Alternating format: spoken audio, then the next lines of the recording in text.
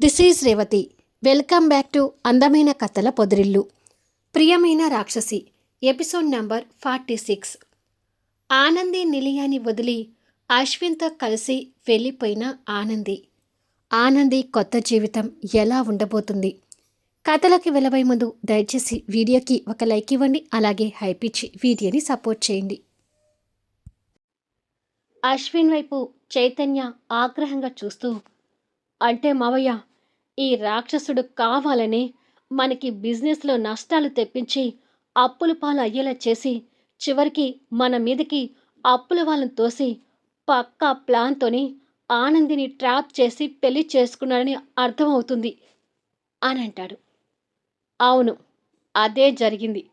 పక్కా ప్లాన్తోని ఇన్నేళ్లుగా స్కెచ్ గీస్తూ వచ్చి ఈ పెళ్లితో స్కెచ్ని ఎండ్ చేశాను అని అశ్విన్ కసితో చెప్తాడు. కొడుకు కసిగా చెప్పడం విని అమర్ కళ్ళలో కన్నీళ్ళు తిరుగుతుంటాయి.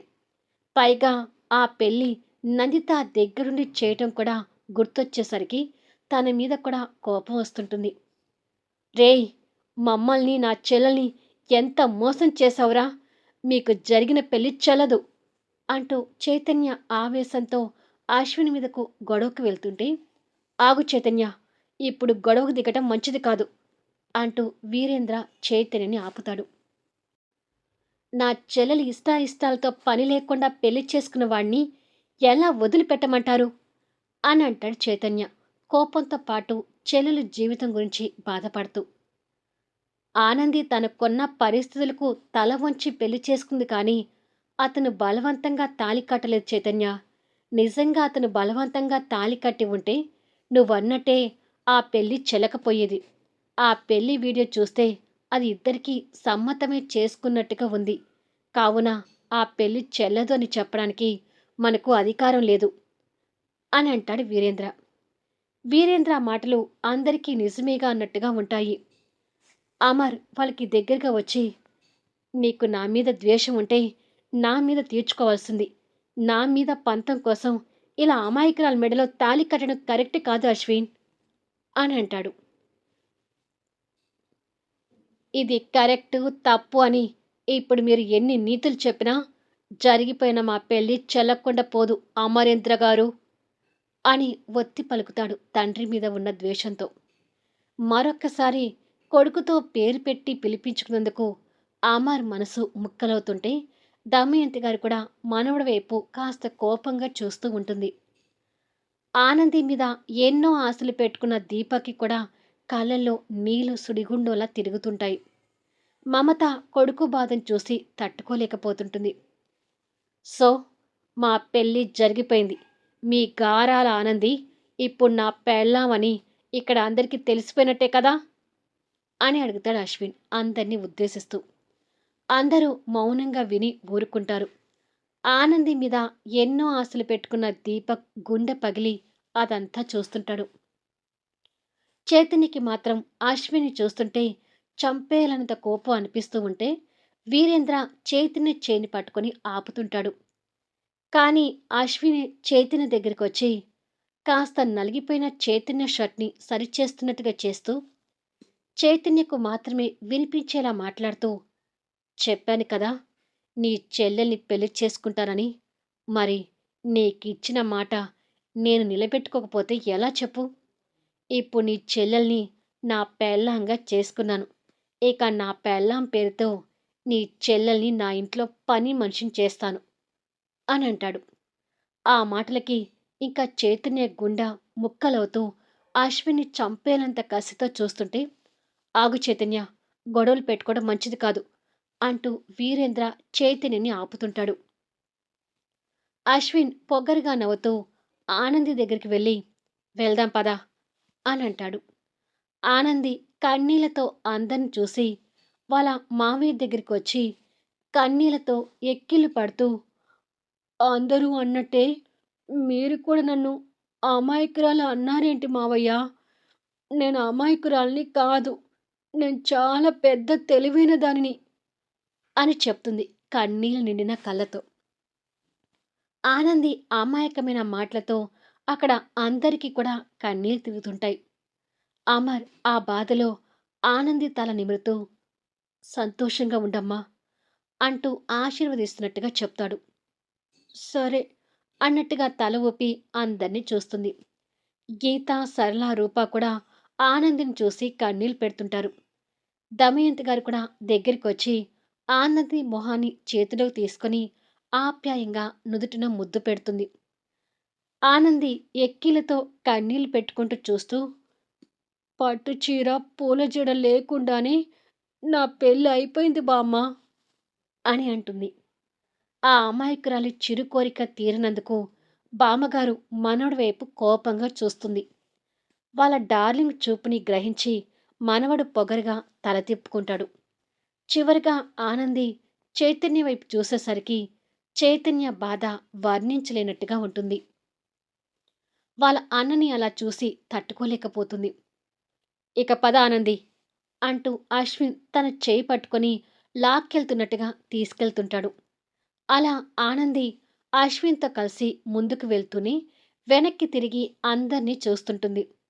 ఆనంది వెళ్తుంటే అందరి గుండెలు పిండేస్తున్నట్టుగా అనిపిస్తూ ఉంటాయి. అందరికంటే ఎక్కువ చైతన్య పరిస్థితి మరీ బాధగా ఉంటుంది. తనని పని మనిషిని చేస్తానని అశ్విన్ పదే పదే చెప్పడం గుర్తొస్తూ అశ్విన్ మీద ద్వేషాన్ని పెంచుకుంటూ ఉంటాడు. అశ్విన్ ఆనంది చేపట్టుకొని వెళ్తుంటే వాళ్ళ వెనక భాస్కర్ కూడా వెళ్తుంటాడు. అశ్విన్, ఆనంది కారు వెనక సీట్లో కూర్చుంటే భాస్కర్ డ్రైవింగ్ సీట్లో కూర్చొని కారు స్టార్ట్ చేసుకుని వెళ్తుంటాడు. ఆనంది నిలయంలో అందరికీ ఆనందాలు కరువై కన్నీళ్లు మిగిలిపోతుంటాయి. కారులో ఆనంది కూడా అంతకంటే ఎక్కువ కన్నీళ్లు పెట్టుకుంటూ వెళ్తుంటుంది. ఎంతసేపు ఆ కుళాయిని అలాగే తిప్పుతావు? దాన్ని ఆఫ్ చేయవా? అని అంటాడు అశ్విన్. కుళాయి అంటే అర్థం కాక కన్నీళ్లతోనే అశ్విన్ వైపు చూస్తుంది. అదే నీ ఏడుపు ఆపమని చెప్తున్నాను అని అంటాడు. నేను ఆపాలని చూస్తున్నా నా ఏడుపు అస్సలు ఆగటం లేదు. కన్నీళ్లు వాటికవే వస్తున్నాయి అని ఎక్కిలి పడుతూ చెప్తుంది. ఆడపిల్లన్నాక ఏదో ఒక సమయంలో పెళ్లి జరగటం ఖాయం. పుట్టిన ఇల్లుని, పెరిగిన ఇల్లుని వదిలిపెట్టి వెళ్ళటం ఖాయం. నీ విషయాలో కూడా అదే జరిగింది తప్ప కొత్తగా జరిగింది ఏమీ లేదు అనంటాడు. ఎందుకు లేదు? అందరికీ పట్టు చీర, పూల జడ మీద పెళ్ళిళ్ళు జరుగుతాయి. నా పెళ్లి అలా జరగలేదు కదా! పైగా నా పెళ్లి జరిగేటప్పుడు నా వాళ్ళు కూడా దగ్గర లేరు. నన్ను ఎంత అన్యాయంగా పెళ్లి చేసుకొని తీసుకువెళ్తున్నావో నీకు తెలియడం లేదా? అని అడుగుతుంది. నువ్వేమైనా నన్ను ఫ్రీగా పెళ్లి చేసుకున్నావా? నిన్ను పెళ్లి చేసుకోడానికి నేను ఎంత డబ్బు దారబోసానో నీకు తెలీదా? అని అడుగుతాడు. అసలు మా మామయ్యకి ఆ పరిస్థితి రావడానికి నువ్వే కదా కారణం. ఇంకా నువ్వేదో పెద్ద డబ్బులిచ్చి మాకు మేలు చేసినట్టుగా మాట్లాడతావేంటి? అని అడుగుతుంది. తన నుదురు మీద చూపుడు వేలుతో పొడిచి, ఈ తెలివితేటలకి ఏం తక్కువ లేదు అని అంటాడు. భాస్కర్ డ్రైవింగ్ చేస్తూ వాళ్ళ మాటలు వింటూ ఉంటాడు. హాయిగా దీపక్‌ని పెళ్లి చేసుకొని ఉంటే చాలా ఆనందంగా ఉండేదాన్ని అంటూ కన్నీళ్లు తుడుచుకుంటూ ఎక్కిలి పడుతూ చెప్తుంది. ఆ మాటలకి భాస్కర్ తల తిప్పి ఆనంది వైపు చూస్తాడు. ఏయ్! చుప్! మనకు పెళ్లయిపోయింది. ఇక ఆ దీపక్ గురించి మాట్లాడకుండా నోరు మూసుకొని కూర్చో అని బేస్ వాయిస్‌తో చెప్తాడు. అశ్విన్ గొంతు నుండి వచ్చిన రీసౌండ్‌కి ఆనంది ఒక్కసారిగా ఉలిక్కిపడి భయపడుతూ నోటి మీద చేయి పెట్టుకుంటుంది. కొద్దిసేపటికి అశ్విన్, ఆనంది గుమ్మం దగ్గర నిలబడితే నందిత వాళ్ళకి హారతి ఇస్తుంటుంది. వాళ్ళ జంటను చూసి ముత్యాలు మాత్రం తెగ సంతోషపడుతూ, అబ్బా! నేను కోరుకున్నట్టే జరిగింది అని అనుకుంటుంది. ఆనంది మాత్రం ఇంకా కన్నీళ్లు పెట్టుకుంటూనే ఉంటుంది. నందిత పెళ్లి జంటలకు హారతిచ్చి, ఆ కన్నీళ్లు తుడుచుకొని అశ్విన్‌తో కలిసి కుడి కాలు పెట్టి లోపలికి రా అని అంటుంది. ఏం కన్నీళ్లు పెట్టుకుంటూ ఎడం కాలు పెట్టి వస్తే తప్పా? అని అడుగుతుంది కళ్ళు పెద్దవి చేసి చూస్తూ. ఆ ప్రశ్నకి తల్లి కొడుకు ఇద్దరూ తన వైపు గుర్రున చూస్తారు. వాళ్ళ చూపులకు ఆనంది భయపడుతూ, అంటే తెలుసుకోవడం కోసం అడిగాను అని అంటుంది. ముందు ఆ కన్నీళ్ళు తుడుచుకో అని ఆర్డర్ వేస్తాడు అశ్విన్. ఇప్పటి నుండి ఈ అమ్మ ఏది చెప్తే అది చేయాలేమో అని అనుకొని కన్నీళ్ళు తుడుచుకుంటుంది. అమ్మ చెప్పినట్టు చెయ్యి అని తన చేయి పట్టుకొని కుడి కాలు పెట్టించుకొని తీసుకొనొస్తాడు. ఆనంది ఆ ఇల్లుని మరొక్కసారి చూస్తూ, ఏంటో నాకు అత్తగారింట్లో అడుగుపెట్టినట్టుగా లేదు. యముడితో కలిసి నరకంలోకి అడుగుపెట్టినట్టుగా ఉంది అని మనసులో అనుకుంటుంది. ముత్యాలు, వాళ్ళని దేవుడి దగ్గరికి తీసుకెళ్ళి దీపారాధన చేయించు అని అంటుంది నందిత. సరేనమ్మా అని చెప్పి, పదండి బాబుగారు, పద ఆనంది మేడం అని చెప్పి వారిని తీసుకువెళ్ళి దీపారాధన చేస్తూ ఉంటుంది. అప్పటి వరకు కన్నీళ్లు పెట్టుకుంటున్న ఆనంది దేవుడి దగ్గర మాత్రం నవ్వుతూ దీపారాధన వెలిగిస్తుంది. అశ్విన్ దన్నం పెట్టుకొని ఆనంది మొహం వైపు చూసేసరికి ఆ దీపారాధన వెలుగులో ఆనంది అమాయకమైన మొహం ప్రకాశవంతంగా మెరుస్తూ కనిపిస్తుంటుంది. ఆనంది దన్నం పెట్టుకొని అశ్విన్ వైపు చూసేసరికి ఆనందికి ఒకప్పుడు తన కలలో కనిపించిన యముడిలా అశ్విన్ కనిపిస్తూ ఉంటాడు. ఆ రూపం కనపడగానే ఒక్కసారిగా భయపడుతుంటుంది. ఏంటి నన్ను అలా చూస్తున్నావు? పద అని అంటాడు కోపంగా. "ఉమ్" అని భయంగా తల ఊపి అశ్విన్‌తో కలిసి మందిరం నుంచి బయటకొస్తుంది. అశ్విన్ మెడలో ఉన్న పూలదండ తీసి ముత్యాలకిస్తూ, "నేను వెళ్ళి ఇక రెస్ట్ తీసుకుంటానమ్మా" అని అంటాడు. "సరే నాన్న వెళ్ళు" అని చెప్పగానే అశ్విన్ ఆనంది గురించి అసలు పట్టించుకోకుండా పైకి వెళ్ళిపోతాడు. నందిత కోడలి వైపు కాస్త గుర్రిగా చూసి తన రూంలోకి తను వెళ్ళిపోతుంది. ఆనంది బెదిరిగా నిలబడి ఉంటే ముత్యాలు తను చూస్తూ, మీరు కూడా అశ్విన్ బాబు గారి రూంలోకి వెళ్ళండమ్మా అని అంటుంది. ఏంటి? నేను ఆ యమ రూంలోకి వెళ్ళాలా? అమ్మో! నాకు భయం. నేను అస్సలు వెళ్ళను అని అంటుంది బెదిరిపోతూ. యమ ఎవరమ్మా అని అడుగుతుంది ముత్యాలు అర్థం కాక. యమ ఎవరో నీకు ఇంకా తెలియకపోతే ఎలా?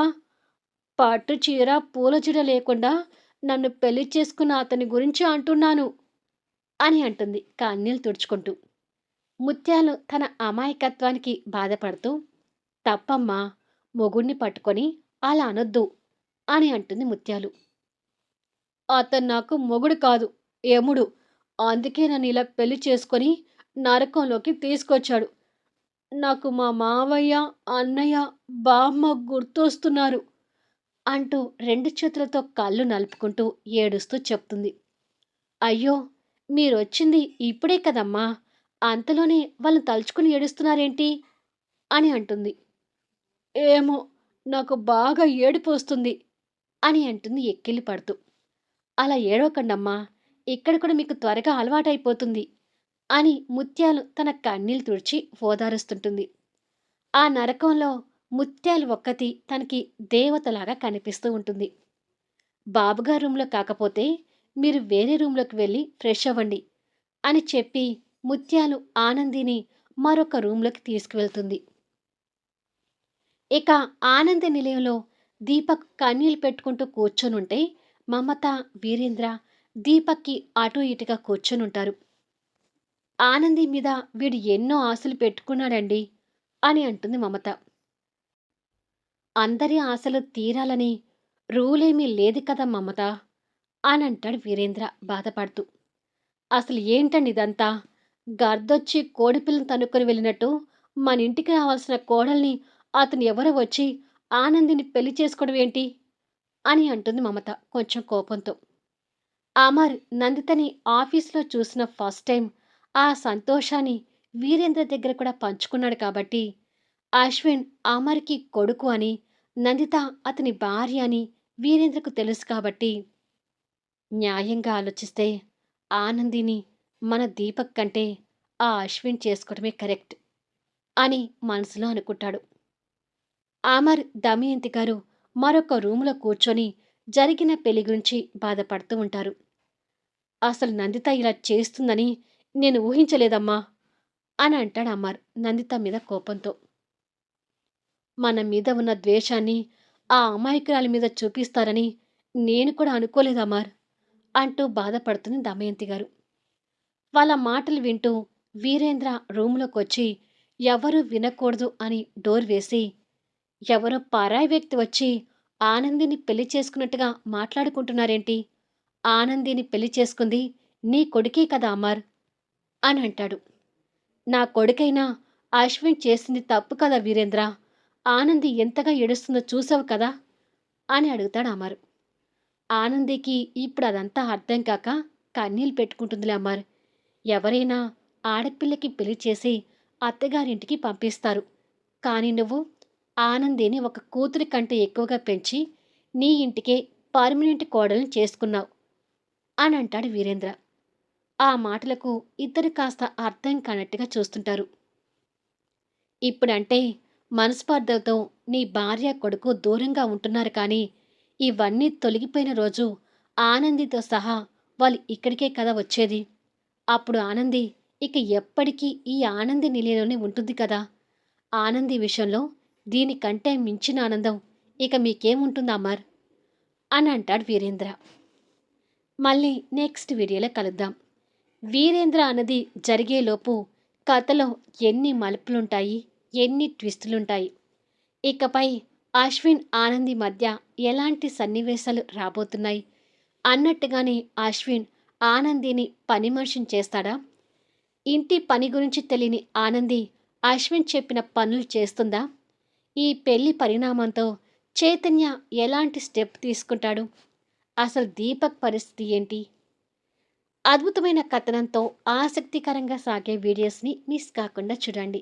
కథ నచ్చితే దయచేసి లైక్ చేయండి, హైప్ ఇవ్వండి, మీ అమూల్యమైన కామెంట్స్ షేర్ చేయండి. Thank you for లీజనింగ్.